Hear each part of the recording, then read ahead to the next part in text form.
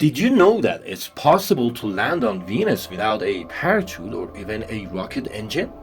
This is a unique feature of the planet discovered by the Soviet Union 5 decades ago.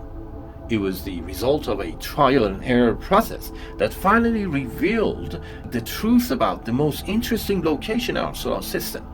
This is what the Soviets found when they landed on Venus and why they never went back.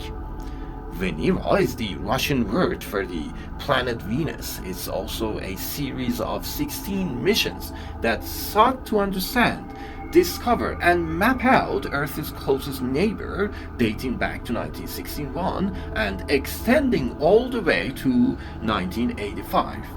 The Venera project was a series of space probes and satellites sent to Venus that would study the planet and gather more information.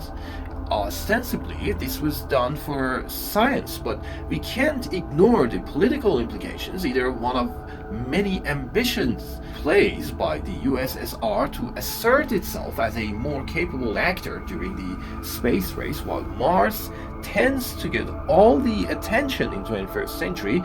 Back in the day, there was actually much more interesting studying.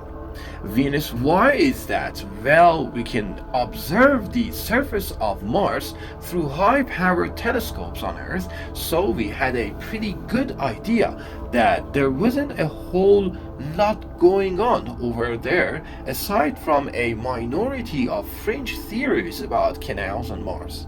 It was generally accepted to be a dead planet, but Venus, on the other hand, presents a centuries-old mystery. All that we can see from Earth is an impenetrable, unyielding cover of thick clouds. So, what lies beneath it? Venus has clouds, then it has a dense atmosphere, unlike Mars, which means that there could be life on Venus. The closer proximity to the Sun, combined with the insulating cloud layer, would indicate that it must be hot on Venus, a tropical climate that spans an entire globe covered with dense rainforests that support all nature of alien insects and reptiles, like a prehistoric Earth. This was more plausible than the Martian theory, but even still was not widely regarded by the scientific community of the day. The famous astronomer Carl Sagan had already popularized the notion that the unbreaking cloud cover of Venus was indicative of a greenhouse effect that had gone widely out of control and superheated the planet, meaning that the world below the clouds would be nothing more than a scorched hellscape. But there was only one way to find out. As with all the early milestones in the space race, the Soviet Union was the first to make an attempt to study Venus up close. The year was 1961. In the Soviet-built two probes, Vena 1 and Vena 2. This was a common procedure in the first decades of space exploration to launch missions in pairs, because there was still a very high likelihood that one of them was going to fail. You really have to appreciate the ambition of these primitive interplanetary flights with nothing more than an adding machine to guide them. The Russian engineers strapped a rocket engine to their probe, loaded it on top of a ballistic missile called the R-7, and set course for Venus. Then they let it rip and hoped for the best. The good news is that both probes were able to fly within 100,000 kilometers of Venus. The bad news is that both probes experienced a full system failure before reaching their destination, and therefore no usable data was returned then.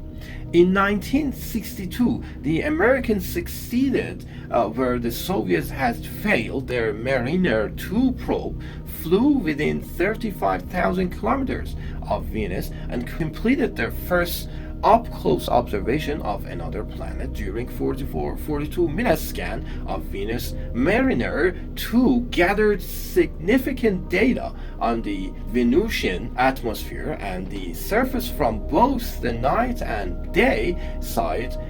Found findings confirmed the second theory about the greenhouse effect. Mariner 2's microwave radiometer indicated temperatures of up to 49 degrees Fahrenheit or 237 Celsius. On the day side, Mariner 2 also found that there was a dense cloud layer that extended from 56 to 80 kilometers above the surface. Based on this data, NASA largely decided to pass on further exploration of Venus in the short term, considering it an environmental totally inhospitable for the either man or machine. So they switched focus to the moon and Mars, but the Soviets were less convinced. They redoubled their efforts and prepared the second wave of Vena probes. They still had no idea just how bad things were about to get.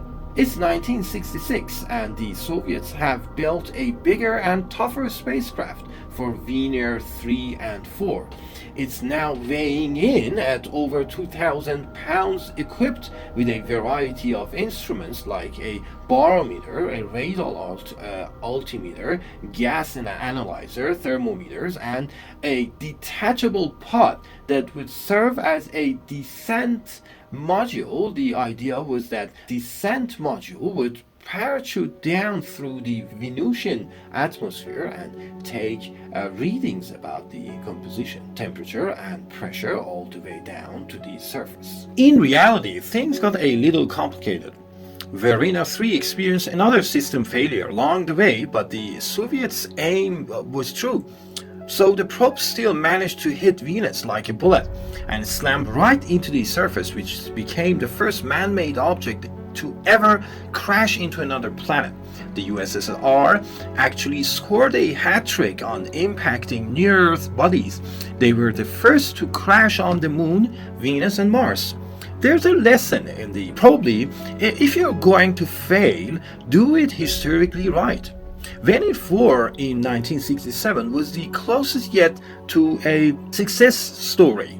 The probe made it all the way to Venus with all systems go and dropped the capsule down into the Venusian atmosphere. From there, the descent module successfully deployed its parachutes and drifted slowly down towards the surface.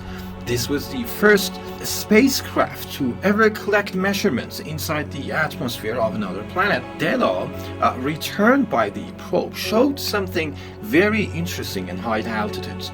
The atmosphere of Venus is very similar to Earth on a warm summer day, perfectly hospitable temperature and pressure downright comfortable. But the lower the probe descends, the more extreme the climate becomes, not only ramping up in temperature but in atmospheric pressure as well. It gets so bad that after 90 minutes of slow descent, transmission from the probe goes dead. It's widely believed that the capsule was simply crushed like a beer can by the density of the atmosphere. So now we know that descending into Venus is like diving deep into the ocean, which is a strange concept to wrap your head around, that air could be so dense that it would crush a metal spacecraft. With this new information, the Soviets were nearly certain that their remaining Vena 5 and 6 probes would have no chance of reaching the surface, but they launched them anyway. In the meantime, NASA had launched another flyby mission to Venus with Mariner 5 in 1967. It wouldn't make contact with the planet, but it got close enough to confirm what Veneer 4 had experienced, that the conditions on Venus were somehow even more extreme than what had happened originally detected in the early 1960s. With that in mind, the Soviets launched Fera 5 and 6 back-to-back in January 1969. Both probes recorded less than an hour of data each before meeting the same crushing faster and better. In January 1969, both probes recorded less than an hour of data each before meeting the same crushing fate as their predecessors, and yet the Soviet Union was not discouraged in their efforts. They would simply build even bigger and even stronger probes, and they were going to try again for the next round of Veneer. Landing attempts number 7 and 8, the Soviets made two very key modifications. For one, this descent module was built from a thicker metal with more insulation from an internal sphere of titanium to protect instruments from heat and padding to soften the blow from impact, and modification number 2 was pretty clever. The engineers wanted to minimize the amount of time that the probe was exposed to the environment, so they put an extra tie around the line's parachute from fully opening as the probe fell through the upper atmosphere. Then, the material of the tie was designed to melt at a certain temperature that would allow the parachute to deploy at a lower altitude. Although Veneer 7's parachute did deploy on August 17, 1970, it still didn't last very long. The material somehow got ripped, or it just straight up melted, but either way, the landing module ended up dropping like a rock, reaching a terminal velocity of 61 km per hour before bouncing off the Venusian surface. Again, based on that transmission, the observers back on Earth assumed that they were looking at yet another failure to reach the surface alive. But that was not the case. Even with the busted up antenna, the lander was sending back information, and what Veneer 7 found would confirm scientists' worst fears. The temperature recorded at the surface showed 475 degrees Celsius, or roughly 900 Fahrenheit, hot enough to melt lead and far too hot for any machine to operate reliably, and yet the Soviets were somehow undeterred in 1972.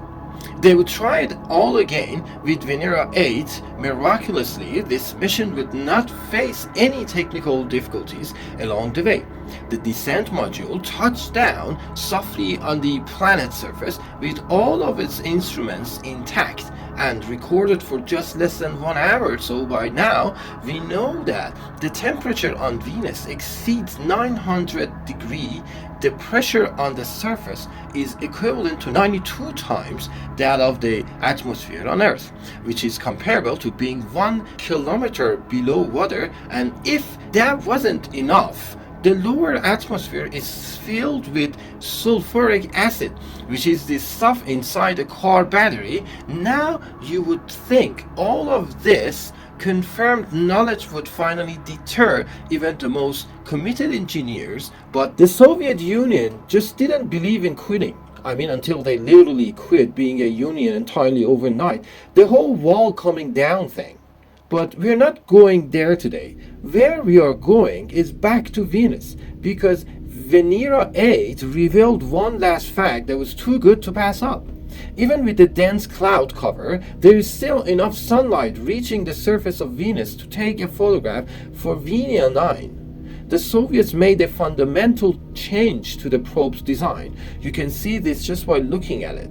There's some crazy stuff going on here. The descent capsule itself has been beefed up. Yet again, we are now tipping the scales at nearly 5 metric tons, but the standout features have to do with a new landing procedure given everything that we now know about Venus. We want to keep our probe's exposure to the environment as minimal as possible, and we also learned that even after being dropped accidentally and plummeting hundreds of meters, Veneer 7 still managed to function. So what happens if we drop the probe intentionally? This is what's going on with the two rings at the bottom. Is actually the landing gear or impact ring, just a flat metal circle connected to the main body by a series of shock absorber legs, and at the top is the new aero brake.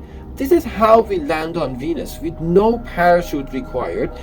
This thing that looks like a weird hat is all that's really needed to get the speed of the probe down low enough for a safe landing that's putting the incredibly thick atmosphere of Venus to work.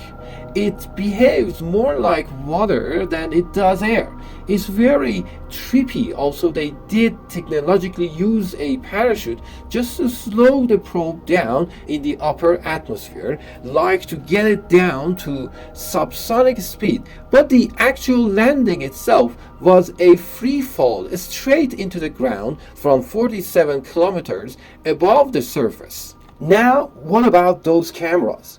This is the first photograph ever taken of Venus. It was captured on black and white film by Vernier 9 in 1975, and what we are looking at is a field of broken jagged rocks surrounded by a sand-like material.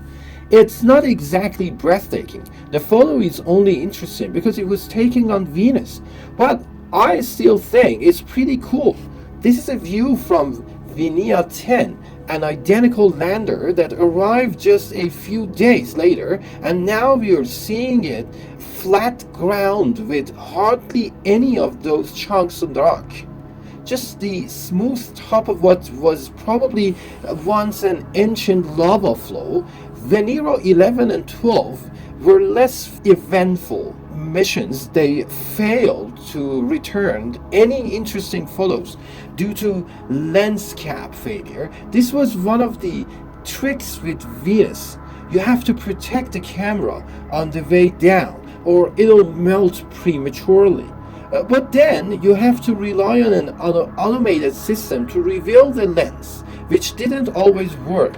Venera 133, unlucky number, but highly successful mission in the year 1981. This probe returned the first ever color photo of the Venusian surface, and it's one of my favorites. Again, the surface around the lawn there is just flat, sandy rock, but you can see just a touch of landscape beyond the probe landed near the edge of a cliff or the peak of a hill. You can get a sense of depth that makes it all seem more real and more aligned at the same time.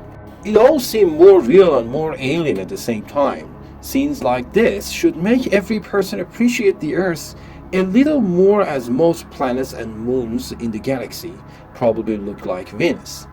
All of the ones that we've found anyway, barren, lifeless rocks.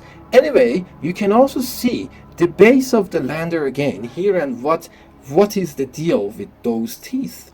They look almost purposefully brutalist, but the teeth served as an aerodynamic function. Metal teeth were added to the periphery of the impact ring in an effort to reduce spin and oscillation experienced by previous missions 11 and 12, which could lead to a pretty rough landing. But that's not all the Vernier could do. The probe was also equipped with a drill and surface sample to analyze the ventilation, soil, and what it found was a material very similar to a rock that we call tough on Earth.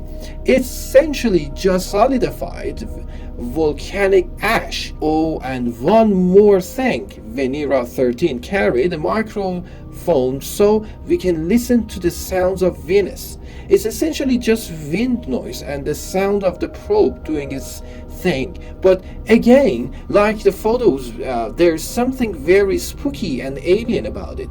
Venera 14 was again pretty near identical. It found another flat plane of these smooth rocks, which were determined to be very similar to Thetic basalt, which is a volcanic rock that makes up most of the Earth's ocean floor. And that was it. That was the last time that a man-made object reached the surface of Venus. There was some really cool stuff done with balloons, but that's a whole other story. What I want to dwell on here is why we never went back. One very obvious reason would be that it's a lot of work and a lot of expense for relatively little payoff. You can send a robot to Mars and it lasts for years, whereas the longest of Vander ever made, it was about 2 hours. The Venia program came to an end right as the Soviet Union itself was coming to an end. Leadership and priorities changed. Russia went through a tough time in the 1990s. We're also left with this paradox, whereas our technology becomes more advanced, it also becomes more fragile in many ways. The old Soviet Union was the perfect place to build a machine that would withstand Venus, and we may have lost that style of craftsmanship in the pursuit of ever cheaper and more efficient manufacturing. I saw an interview on TV the other day with an old NASA engineer, and he was talking about the Voyager 1 probe. He made the analogy that the computer on Voyager was about as capable as a pocket calculator of the 1970s. Today, we can fit the computing power of an iPhone in our pocket, but does anyone really believe that we could shoot an iPhone into space and have it still operate 40 years in the future? Apple updates alone would make that impossible, but there is a lot that we'll still have to learn from the past if we truly want to push our space exploration into the future.